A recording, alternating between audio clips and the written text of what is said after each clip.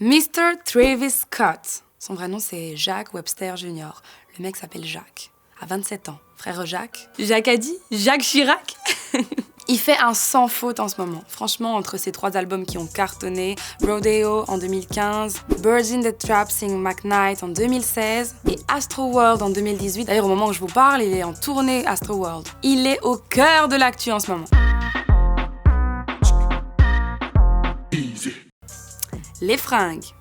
T'as peut-être entendu parler de la collab Travis Scott et Mitchell & Ness. Il y a que 3 pièces. Un t-shirt blanc, un t-shirt noir et un jersey. Le jersey coûte 250 $. Mais toutes les pièces sont parties en 12 heures.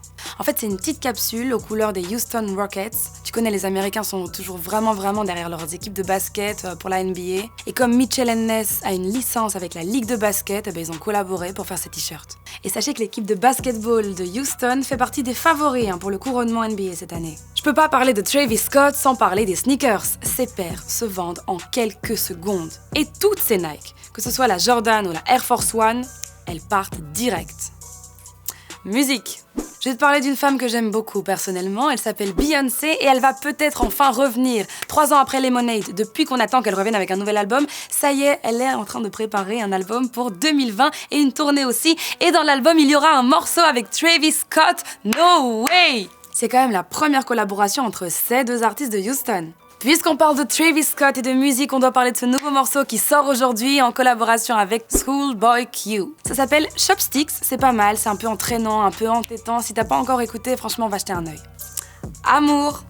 Quand ça va bien au travail, ça va pas toujours à la maison. Et là, en l'occurrence, entre Travis Scott et Kylie Jenner, ça va pas du tout à la maison. Je sais pas si vous avez entendu, mais il y a des soupçons d'infidélité chez les Travis et Kylie. Apparemment, monsieur flirte avec des gamines sur internet. Il envoie des DM à des nanas mignonnes sur les réseaux sociaux. Kylie a même reçu un message d'une femme prétextant avoir eu une aventure, une liaison avec Travis. La femme n'avait aucune preuve, mais ça a mis les chocottes à Kylie. Alors le jeune papa, bien sûr, il insiste sur le fait qu'il n'est jamais allé plus loin. Mais là, il fait tout pour se faire pardonner.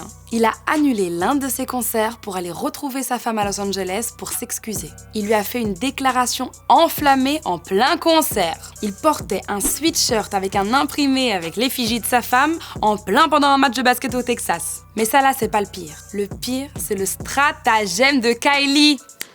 T'es même pas prêt.